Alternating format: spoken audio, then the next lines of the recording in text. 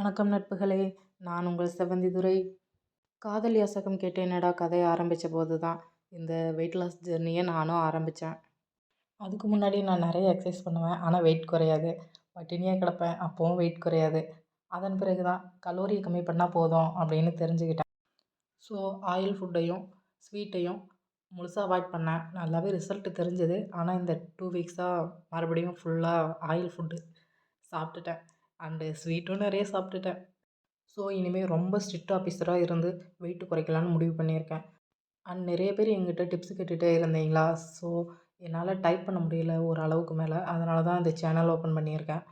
உங்களுக்கு ஏதாச்சும் சந்தேகம் இருந்தா கமெண்ட்ல கேளுங்க.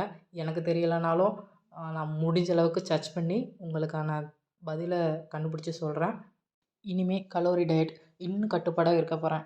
இனி வெற்றி நமக்கே!